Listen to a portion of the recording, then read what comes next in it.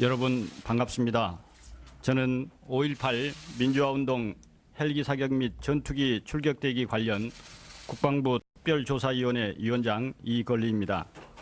저는 위원장으로서 없는 것을 지어내서도 안 되고 있는 것을 숨겨서도 밝혀내지 못해서도 안 된다는 마음가짐으로 5개월간 조사 활동을 진행해 왔습니다. 지난 5개월간 저희 5.18 특별조사위원회에 보내주신 성원에 먼저 감사드립니다. 5.18 특별조사위원회의 조사 결과를 말씀드리겠습니다. 5.18 특조위는 첫째, 1980년 5월 계엄사령부의 지휘하에 육군, 공군, 해군, 3군이 합동작전으로 5.18 민주화운동을 진압하였음을 확인하였습니다. 5.18 민주화운동 기간 동안 육군은 광주에 출동한 40여 대의 헬기 중 일부 공격 헬기 500MD와 기동 헬기 UH-1H를 이용하여 5월 21일과 5월 27일 광주 시민을 상대로 여러 차례 사격을 가하였습니다. 공군은 수원 제10 전투비행단 F5 전투기들과 사천 제3 훈련비행단 A37 공격기들에 각각 MK82 폭탄을 이례적으로 장착한 채 대기시켰습니다. 해군 해병대는 광주에 출동할 목적으로 5월 18일부터 마산에서 해병 1사단 3년대 33대대 병력 448명이 출동 대기 명령을 받은 다음 4일간 대기하였다가 출동 명령이 해제되었습니다. 또한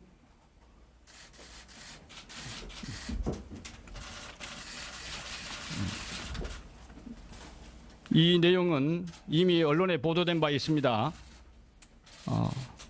광주 소유가 전남 전 지역으로 확대됨에 따라 마산 주둔 해병 1사단 1개 대대를 목포로 이동할 예정이라는 보안사 문건입니다.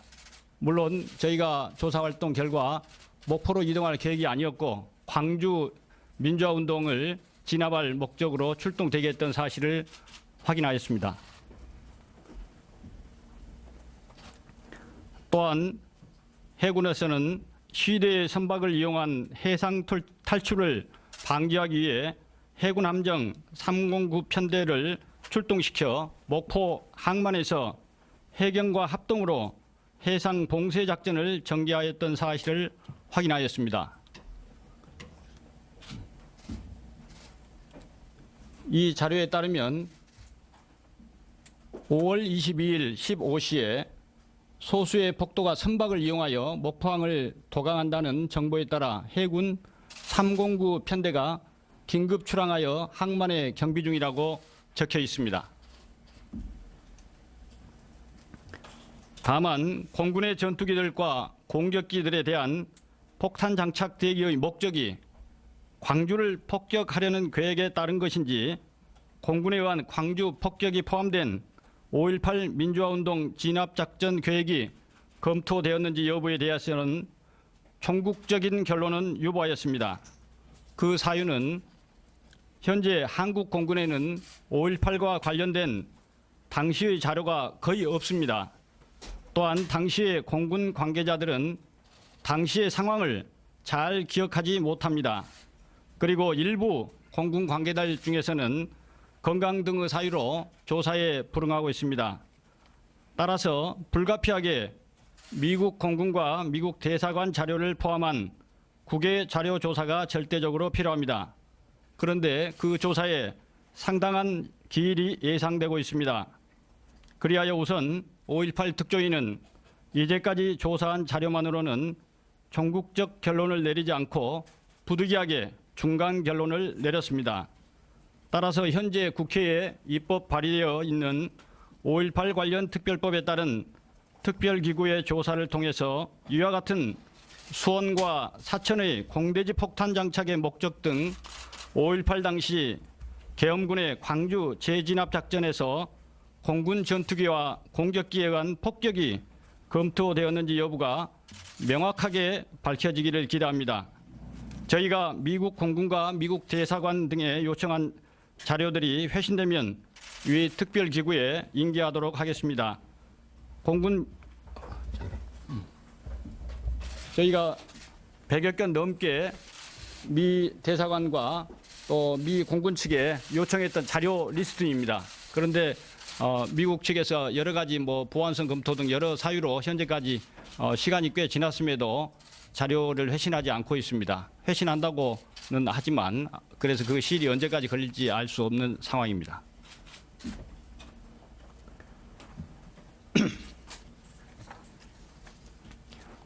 이번 5.18 특조위의 성과를 우선 종합해서 말씀드리면, 첫째, 육군과 건군, 육군과 해군, 해병이 5.18 민주화운동 진압이라는 공동의 목적을 달성하기 위해 합동으로 군사활동을 수행한, 즉 계엄사가 3군을 동원하여 3군 합동작전으로 5.18 민주화운동을 진압하였음을 사상 처음으로 확인하였습니다.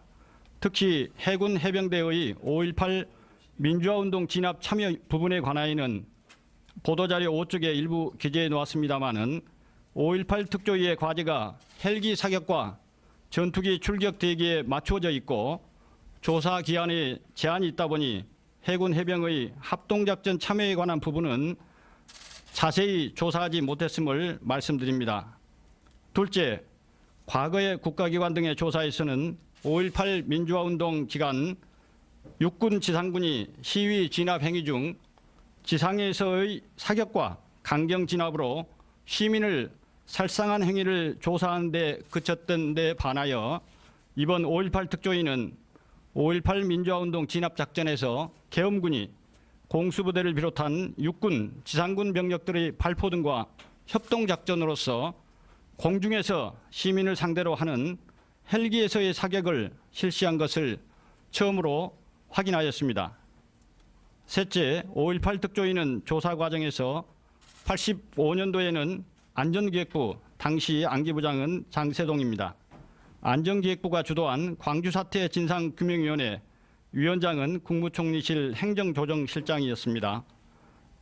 위원회와 실무위원회, 일명 80위원회 위원장은 안기부 이국장이, 그리고 1988년도에는 국방부 주도로 국회대책특별위원회 위원장은 국방부 차관이었습니다. 위원회와 그 산하에 5.11 연구위원회 위원장은 국방부 동원예비군 국장이었습니다.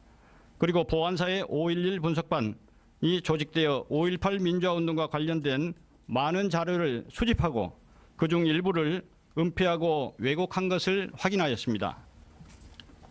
다음으로 헬기 사격의 근거를 말씀드리겠습니다. 보도자료 6쪽입니다.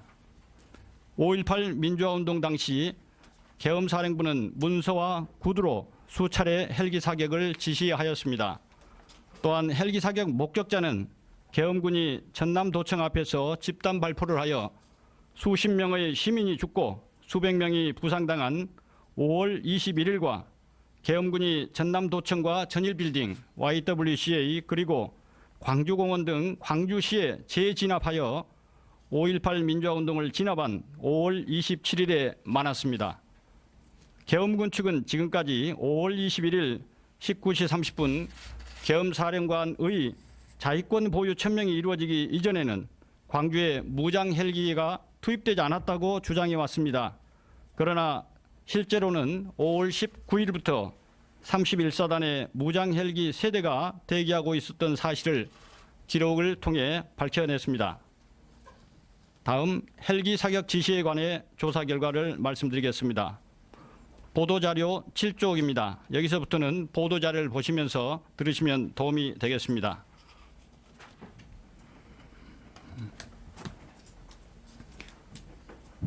(5월 21일) 08시에 정교사령관 관할 전남 지역에 진돗개 하나가 발령되어 지상병력에 개인별로 실탄이 지급되었습니다. 그리하여 그날 13시경에 도청 앞에서 집단 발포가 이루어졌습니다. 같은 날 16시 30분경부터는 광주시 예각으로 계엄군이 철수하게 되고 그 이후 계엄사령부는 더욱 강경한 진압 작전을 계획하게 됩니다.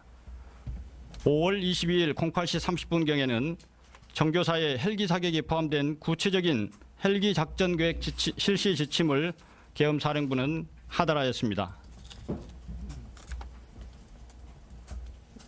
이 계엄사령부에서 정교사에 하달한 헬기 작전 지침입니다. 그 주요 내용을 보시면 무장 폭도들에 대하여는 핵심점을 사격 소탕하라. 위력시 사격을 하천과 임야, 산 등을 선정 실시하라. 광주 시내 하천이 적합시 실시. 상공을 비행 정찰하여 버스나 차량 등으로 이동하면서 습격 방화 사격하는 집단은 지상부대 지휘관의 지시 따라 사격 제압하라. 지상부대 진입 시는 보병을 엄호하기 위해 전차와 헬기의 공중 엄호 등을 계획 실시하라.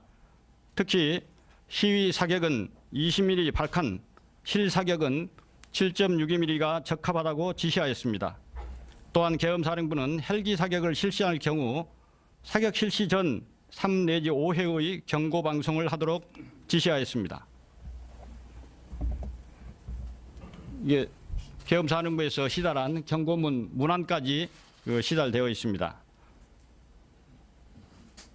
이 경고문에는 지금부터 소요를 진압하기 위하여 작전을 개시한다. 주민은 문을 닫고 밖으로 나오지 말라는 경고방송 종료 즉시 발칸 위협사격 실시로 양민 경고 분리 및 위압감과 공포감 효과를 달성하라는 구체적인 지침을 제시하면서 무장을 한 자나 사격을 하는 자는 사살하고 계속 저항하는 자는 집중 사격하도록 지시하고 있습니다. 다음 보도자료 8쪽의 헬기 사격 명령에 관해 말씀드리겠습니다. 계엄사령부 부사령관 황영신은 정교사령관 부사령관 김기석에게 전차와 무장 헬기를 동원하여 강경하게 충정작전을 실시하라. 전차는 기갑 학교에 있는 것을 투입하고 무장 헬기는 휴이 10대, 500MD 5대, 코브라 2대 등을 투입하여서 신속하게 진압작전을 수행하라는 취지의 명령을 5월 20일부터 26일까지 사이에 4회에 걸쳐서 하였습니다.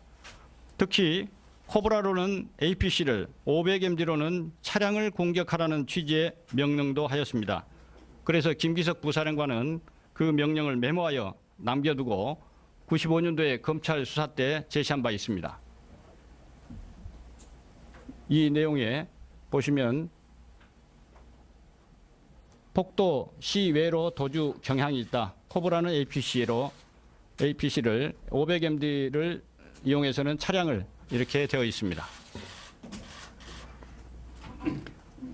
이와 같은 내용으로 계엄사 참모들은 전교사 지휘관 및 참모들 즉 소준열 사령관, 김기석 부사령관, 김순현 전투발전부장 등에게 사격 명령, 헬기 사격 명령을 수차례 하달하였습니다. 심지어 계엄사 부사령관 황영시 등은 정교사 전투발전부장 김순현에게 무장 헬기 코브라 2대를 광주에 내려보내니 광주 시내에 있는 조선대학교 뒤쪽 절개지에 위협 사격을 하라고까지 명령하였습니다.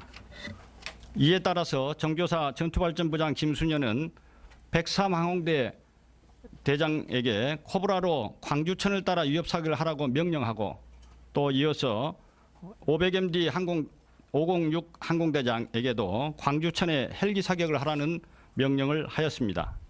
특히 11공수여단장 최웅은 5월 24일 13시 55분경 화순 주답 지역에서 광주 비행장으로 철수하던 11공수 63대대 병력이 보병학교 교대로부터 공격을 받자 폭도들로부터 공격을 받는 것으로 판단하고 103 항공대장에게 코브라로 무차별 사격하라는 명령을 하기까지 하였습니다. 다음 무장장착 상태의 헬기로 광주 상공을 비행했다는 조종사들의 진술이 있습니다. 보도자료 9쪽입니다. 광주에 출동했던 헬기 조종사들은 과거에는 무장 상태에서 광주에 출동했다는 사실을 대부분 부인해 왔습니다. 그러나 저희 특별조사위원회 조사에서는 헬기 조종사 여러 명으로부터 헬기에 무장을 한 상태로 광주 상공에서 비행했다는 사실을 확인하였습니다.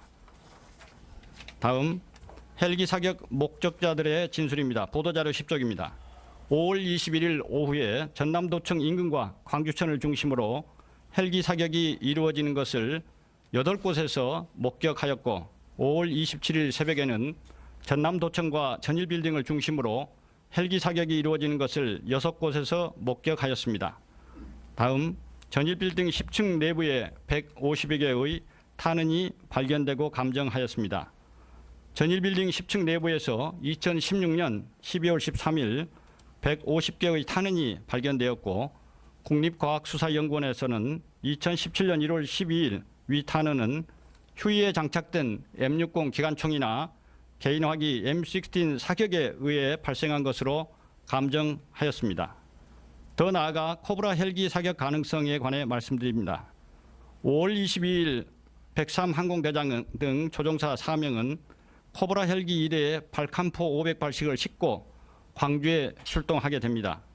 그런데 24단 충정작전 상보 첨부 자료에 따르면 103 항공대는 5월 23일 정교사에서 발칸포 1,500발을 수령하였습니다. 따라서 여러 가지 소준열 사령관의 증언 등 여러 가지 정황에 비춰보면 코브라 헬기에서도 발칸포를 사격했을 가능성 역시 매우 높다고 저희 조사위원회에서는 판단하고 있습니다. 다음 헬기 사격의 의미에 관해 말씀드리겠습니다. 보도자료 11쪽과 12쪽 내용입니다. 5월 21일의 헬기 사격과 5월 27일의 헬기 사격은 그 의미가 완전히 다릅니다. 5월 21일의 헬기 사격은 전남도청 인근과 광주천을 중심으로 이루어졌는데 시위 군중을 강제로 해산시키는 한편 전남도청 앞에 있던 공수부대와 새로 광주에 투입된 24단 병력을 교체하려는 과정에서 비무장 상태의 시민들을 향해 헬기 사격을 가하였던 것입니다. 계엄군은 5월 21일 헬기를 이용하여 무장을 하지 않은 시민에게 위협 사격을 가하였고 직접 사격을 하기도 하였습니다. 이러한 5월 21일 헬기 사격은 무차별적이고 비인도적인 것으로 계엄군의 진압작전의 야만성과 잔악성 그리고 범죄성을 드러내는 증거입니다. 특히 시민들과 물리적 충돌 과정에서 실시되었던 지상군의 사격과는 달리 헬기 사격은 계획적이고 공세적인 성격을 띠는 것이었습니다. 따라서 계엄군은 지금까지 5월 21일 집단 발포에 대해서 무장을 한 시위대에 대한 자위권적 차원의 조치였다고 주장해 왔습니다. 그러나 계엄군의 5월 21일 비무장 시민에게 가한 헬기 사격은 계엄군의 이러한 주장을 뒤집는 증거로서 민주화를 요구하는 광주 시민을 상대로 한 비인도적이고 적극적인 살상 행위로 재평가되어야 합니다. 한편 5월 27일의 헬기 사격은 계엄군 특공대의 전남도청과 전일빌딩, YWC 등의 진입을 위해서 주변에서 가장 높은 10층짜리 전일빌딩에 설치되어 있을지도 모르는 LMG와 시민군을 제압하기 위해서 헬기에서 사격이 이루어졌습니다. 또한 전남도청 진압에 앞서서 전남도청에서도 헬기에서 시민군을 사격을 하였던 것입니다. 그 결과 시민군 중에 사망하기까지 하였습니다. 이러한 5월 27일 계엄군의 진압작전 시 사격은 이미 1997년 4월 17일 대법원 판결을 통해서 내란 목적 살인죄에 해당한다는 것으로 판단된 바 있습니다. 즉 칼빈, 소총 등 재래식 무기로 무장한 약 300여 명의 광주 시민을 상대로 치밀한 군사작전에 따라 공수부대 3개 여단과 정규사단 2개 총 7,300여 명의 병력을 투입하고 대량 살상 능력을 갖춘 무장 헬기까지 동원하여 헬기 사격을 가하고 시민을 살상한 집단 살해 내지는 양민 학살이었습니다. 보도자료 12쪽 하단에 기재된 502 항공대 소속 헬기가 5.18 민주화운동 진압에 참여한 부분과 보도자료 아까 10쪽에 등재된 103 항공대 코브라 헬기가 5.18 민주화운동 진압에 참여한 부분은 매우 의미 깊게 살펴보셔야 할 것입니다. 다음 보도자료 13쪽부터 16쪽까지 공군 관련입니다. 먼저 공군 지휘부와 공군의 역할입니다. 윤자중 당시 공군 참모총장은 내란 집단에 적극 동조하였습니다. 5.18 당시 공군 참모총장이던 윤자중은 5월 17일 계엄을 전국으로 확대하기로 결의한 전군 주요 지휘관 회의에서 광주의 상황을 월남과 흡사하고 월남의 재판이 되는 것을 우려한다는 발언을 한 바 있습니다. 그 외에도 여러 가지 상황에서 전두환 보안사령관과 그에 동조하는 세력들에게 매우 우호적인 관계에 있었습니다. 윤자중 공군 참모총장은 5.18 민주화운동 진압 과정에 적극 참여하였습니다. 특히 5월 21일 16시 35분경 국방부 장관실에서 있었던 계엄사령관, 국방부 장관, 합참의장, 해군 참모총장 등과 광주 상황에 대한 대책을 논의하였고 그때 자위권 발동을 결정하는 데 참여한 바 있습니다. 당일 16시에는 전국에 진돗개 둘이 발령이 되자 즉시 전투지휘비 1호를 발령하는 한편 16시 35분에 광주 제1전투비행단에 전투기 2대와 수송기 1대를 비상대기시키는 등 비상조치를 지시한 바 있습니다.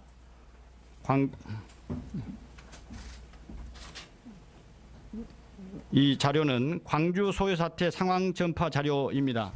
여기에 5월 21일에 있었던 광주 민주화운동 진압 작전에 관련된 공군의 상황입니다.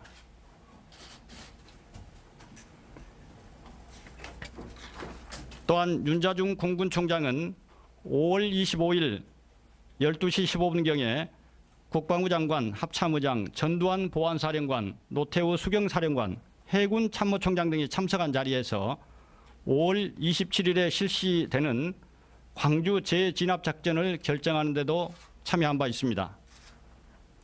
윤자중 공군총장은 계엄군의 5.18 민주화운동 진압작전에서 가장 중요한 두 가지 결정을 하는데 모두 참여하였던 것입니다.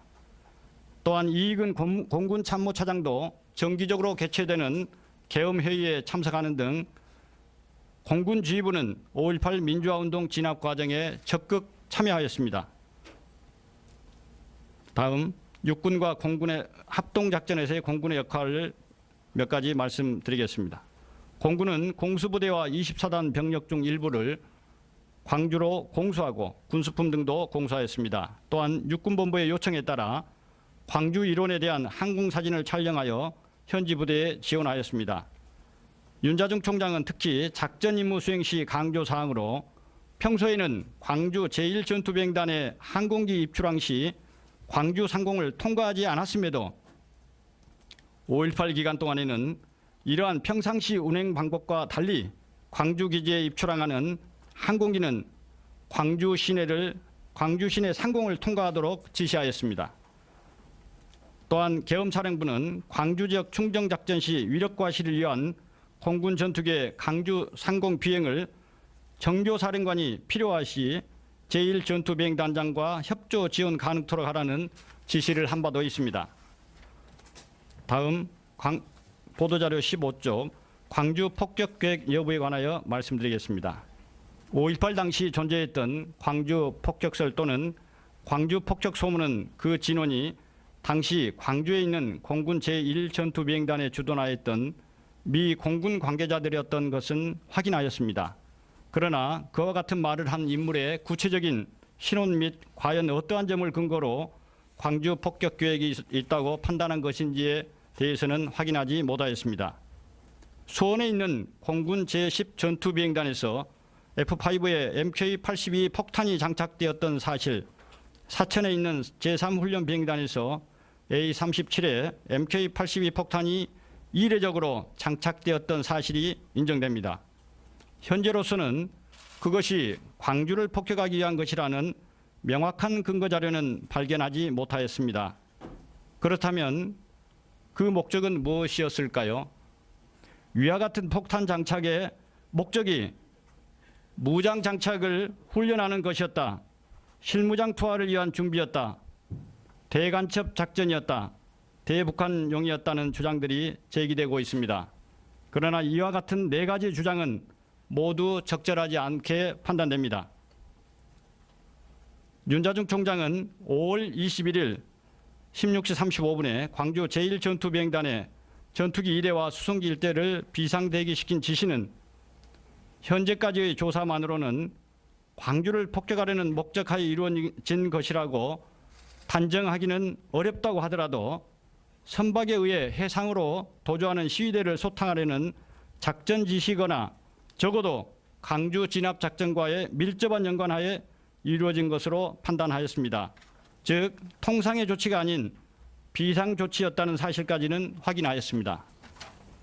특히 광주 진압작전을 진행하는 과정에서 5월 21일 공수부대의 시 외곽으로 철수 후 최소한 3차례 이상 진압작전 계획이 작성 검토되었으며 그중 적어도 한 번은 수백 명에서 10만 명까지 피해가 발생할 수 있겠다는 의견이 제시될 정도로 대규모 인명살상을 전제로 하는 진압작전 계획이 검토되었다는 것이 여러 가지 정황으로 확인되었으나 공군에 의한 광주 폭격을 포함한 진압작전 계획이 검토되었는지 여부는 현재 기준으로서는 확정하지 못하였습니다.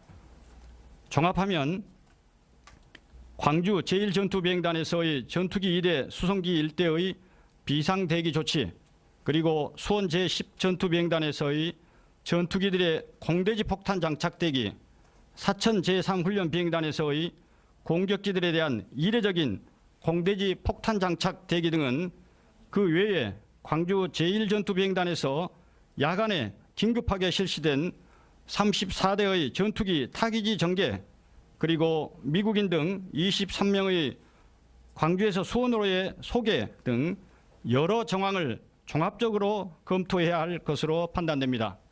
이 부분 모두 향후 추가 조사가 필요한 부분입니다.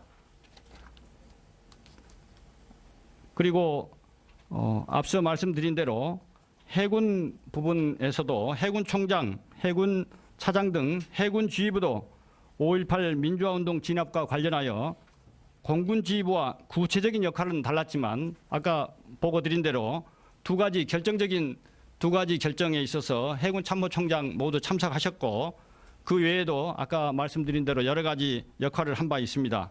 결과적으로 공군 지휘부와 구체적인 역할은 달랐지만 결과적으로는 공군 지휘부와 대동소이한 역할을 했다고 저희 위원회에서는 판단하였습니다. 다음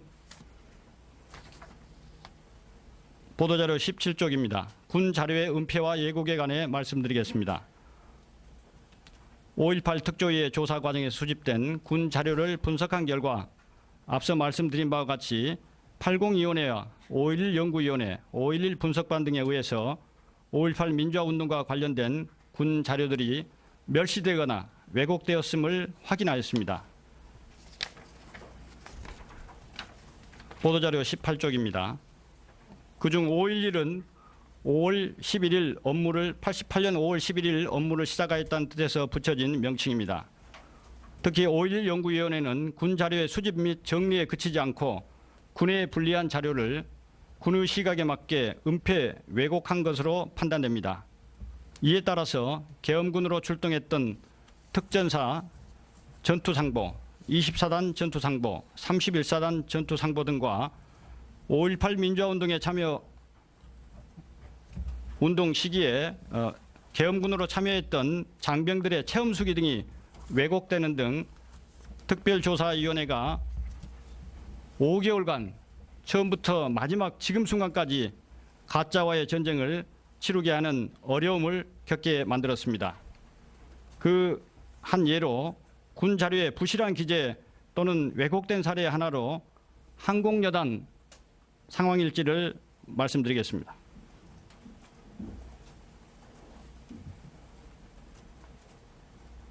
항공여단 상황일지 중에 5월 27일 자료의 마지막 부분에 있습니다. 그런데 여기에 기재된 내용에 따르면 5월 27일 03시 30분 작전 개시 충정, 03시 57분 도청 탄약 점령, 04시 5분 도청 완전 점령, 05시 10분 광주 완전 점령, 전과 폭도 사살 2명, 생포 207명, 군인 4명 부상, 민간 여자 1명 부상. 지금 제가 말씀드린 내용이 제1 항공여단 상황일지, 그 당시에는 부대가 제1항공여단밖에 없었습니다.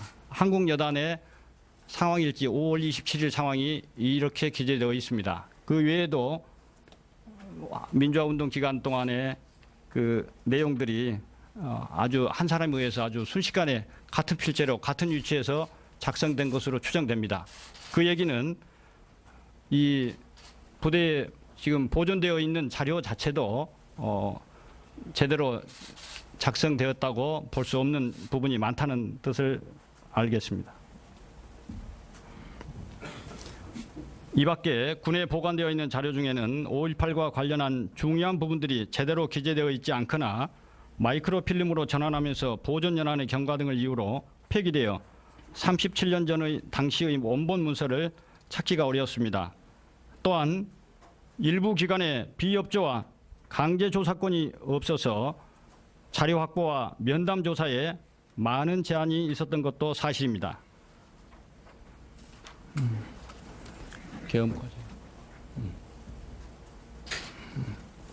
이 가짜와의 전쟁 중에 여러 가지가 있습니다.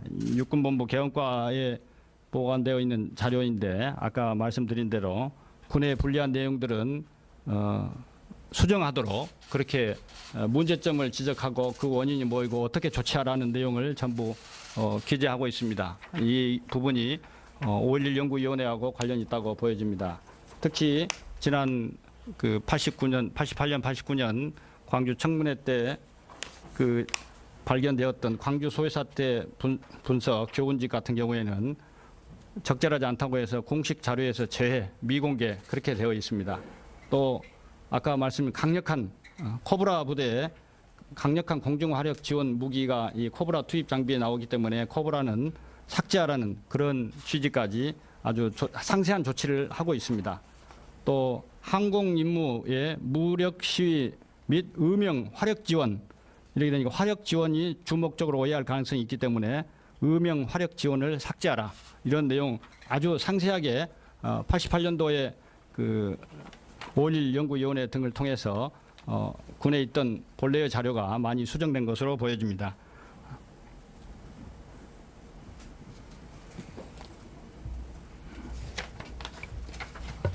마침을 저희 특별조사위원회 제언을 말씀드리겠습니다. 첫째, 아직도 밝혀지지 않은 5.18 관련 의혹들의 진실을 규명하기 위해서는 관련 특별법이 조기에 마련되어야 합니다.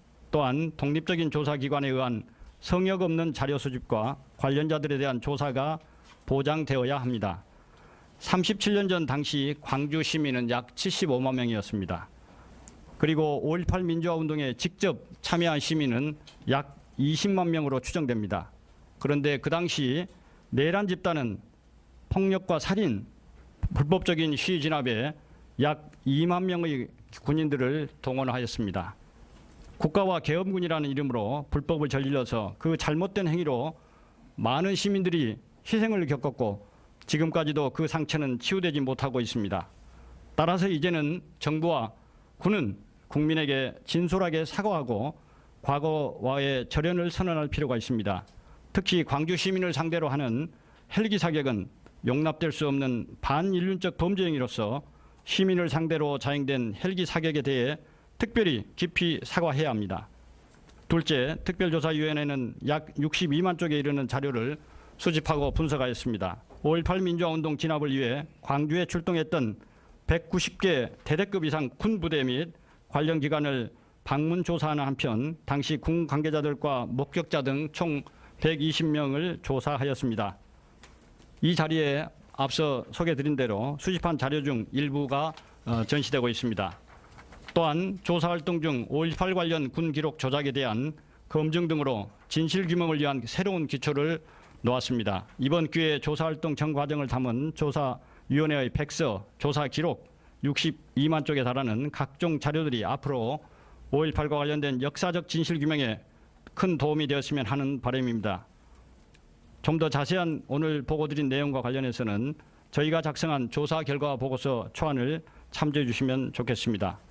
마지막으로 앞으로는 대한민국 군이 정치에 개입하거나 군을 정치에 이용하는 일은 없어야 하며 국토를 방위하고 국민의 생명과 재산을 보호하는 군 본연의 임무에 최선을 다해서 국민으로부터 진정으로 사랑받고 존중받는 군인이 되기를 기대합니다. 경청해 주셔서 감사합니다.